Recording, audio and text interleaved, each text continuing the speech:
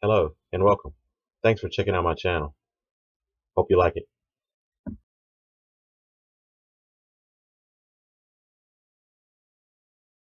Hello, I'm Sean. This is my first video, so I'm kind of starting off fresh. Um, I, like most of you, just like guns.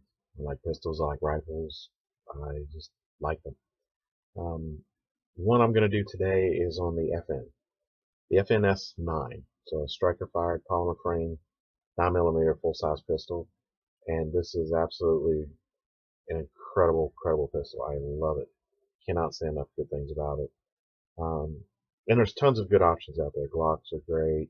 H&P obviously are great. Smith & Wesson. I mean, Springfield. There's tons of good pistols out there. I am a huge fan of the FN. Mainly because when I grabbed it first, you know, picked it up and held it, put it in my hand. It just felt perfect in my hand. It was an incredibly smooth gun. Some of the features later on that I learned about it really cemented my choice, that, hey, it felt good, but then also the other. One, the FN reputation. One, this pistol was deceptively not as expensive as I thought.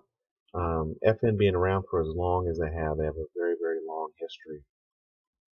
I really thought it would be closer to like an HK price. And this pistol was actually cheaper than buying the Glock.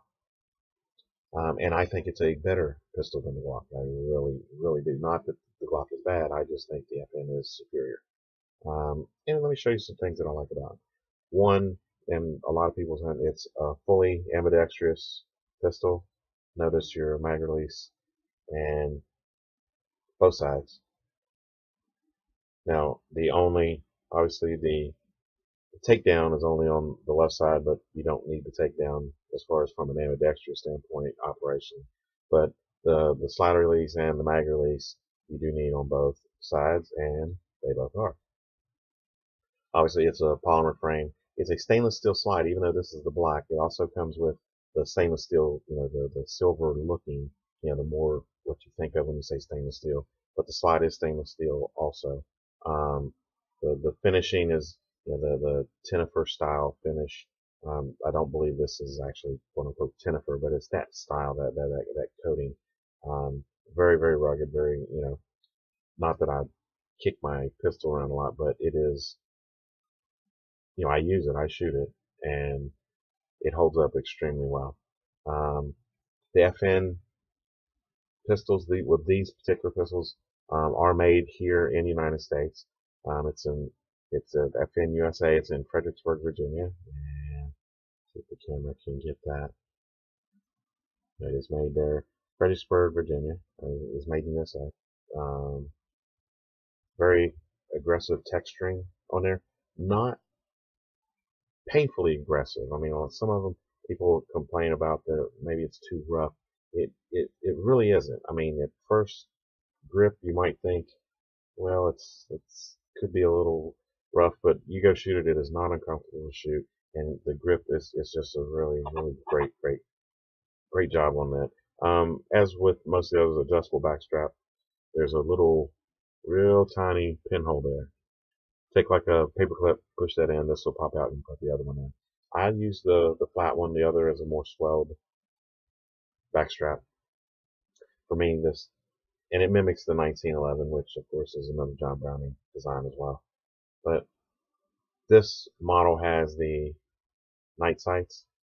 These are Chichicon night sights, and I can't say enough about that. They're absolutely incredible. They're in total dark, they glow, they're recessed, and even, obviously it's not, you can't see night, but you can see the contrast between the front and the rear sights. The front stands out more when you're doing it, when you're lining up your sight picture, daylight, and it does at night as well. These they're tritium, they're very nice. You had slide serrations both front and rear. It does have a loaded chamber indicator. I obviously don't have a round in the chamber, but this will both give you a tactile, and there is a visual not very much visual, but it's more tactile. While you're holding it, you can literally swipe your finger down the side and you can feel it. It's popped out when there's a round in the chamber. And I'll show you at the end. I'll go ahead and rearm it because I do keep my weapons armed. I have my pistol loaded and I store it that way in my safe. Polymer lower again. Now the magazines are a metal magazine.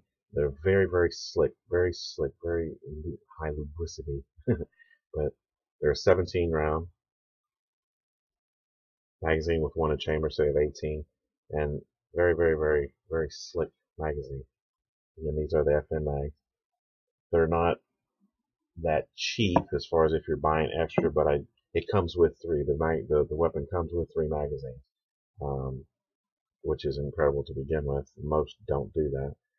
Take down, lock the slide to the rear, rotate the takedown lever all the way down. When you release the slide, now you notice it's slightly out of battery. Like with most striker fire, some of them are changing that, but most striker fire, you have to release the strike tension on the striker. So if you just push that back a little to where it's lined up as it normally would be, and then to release the striker pressure, and then the slide will come right off. I'll go over the slide in a second. One thing I wanted to point out is look at the size of where the slide contacts onto the rail. These are just huge. For example, again, the Glock, and I'm not bashing the Glocks. All you Glock lovers, I like Glocks. They're nice. They're very time tested, but they're literally like that is the size of the contact surface in the lower receiver. And same thing on the back. It's significantly smaller. If you pop the slide off a Glock and pop the slide off the FN and put them side by side, these are just huge. They're beefy. A lot of contact surface. Now, I haven't done it and probably will never do it, but you can, here's the pin. These are user changeable. They're user service where you can replace these, which that I find is awesome. Again, not that I mean, if you wore that rail out and the gun was still serviceable without having to buy a new gun, that hats off to you. Any internals are like most of the striker fire polymer pistols. You can see all the internal mechanisms for the trigger mechanism going on.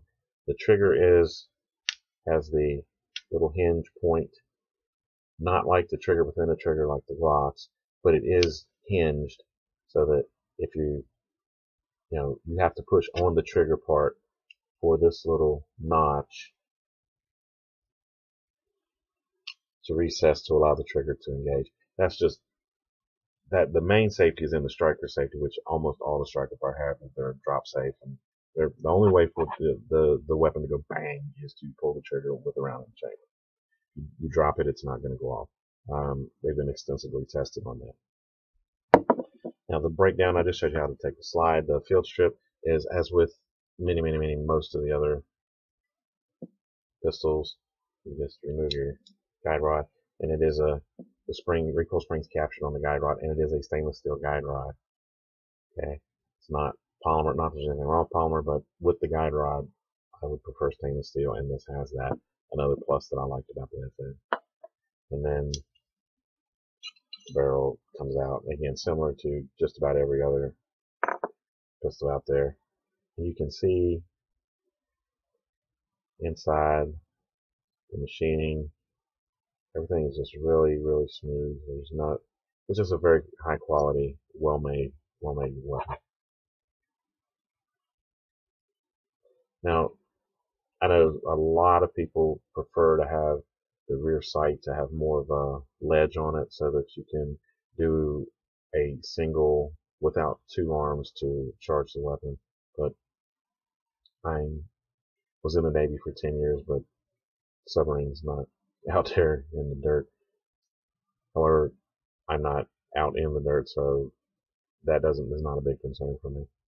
And if it is for you, okay, you can replace them. They are dovetailed in, So you can replace the sights if you want to put a different rear sight on to give you more of that tactical, be able to charge the weapon with just one hand. That's not a big issue for me. The barrels are cold hammer forged barrel. FN's known for their barrels. Very, very, very well made and rifling. The other thing that's really nice, you can see it has polished feed ramp. Again, something that a lot of the other weapons aren't. It's just really, really high quality made gun. Okay, reassembly. Again, put your barrel back in, drop it in, line it up, put your spring, recoil spring, guide rod in, and slide, lock it back to the rear, and put your takedown down, and then slide go home, and function check, bang. You can check the reset, audible, and it's a tactile reset on the gun. Obviously, as you can see, it does not have magazine safety, which I love. I haven't put a trigger gauge to it. Most of those reviews have already done that, and they come in at around 5 to 5.5, maybe 6 pounds. So it's not super light, it's not super heavy. So now the one thing about the trigger that when you first get it, you might think it's not as great.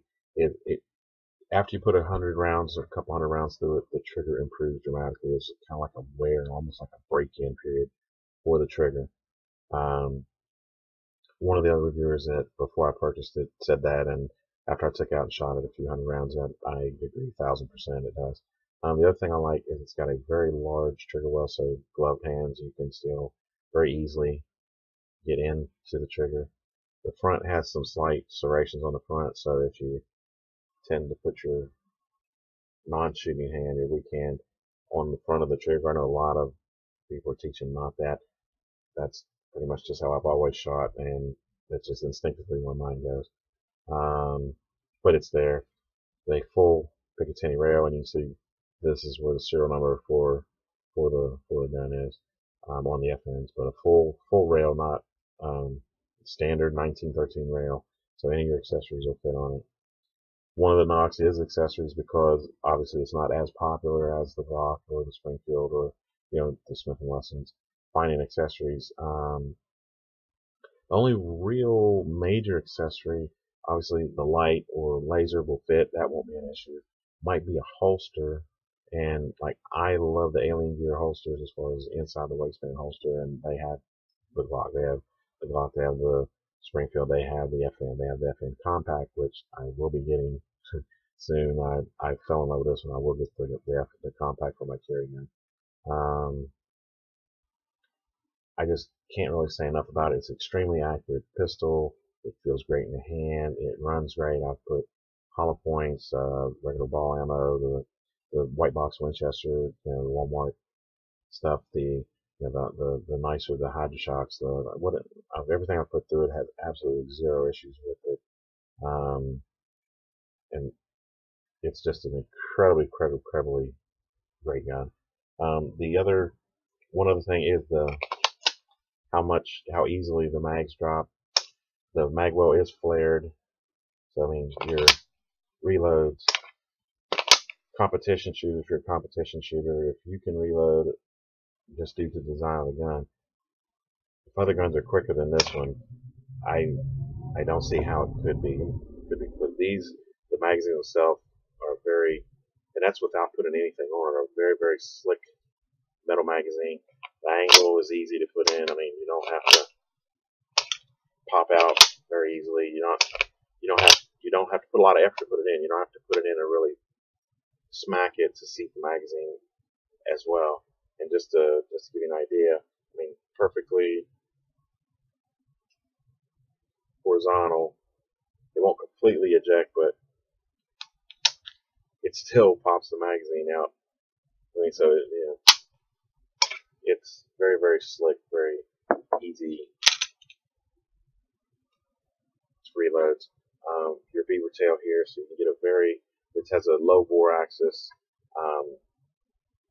You get a very high grip on it very easily. You won't get the slide bite. It helps keep your hand out of the way. Again, I can't say enough about this pistol. And again, I'm not knocking the others. This I picked up this one. I've had it for over a year, I would say.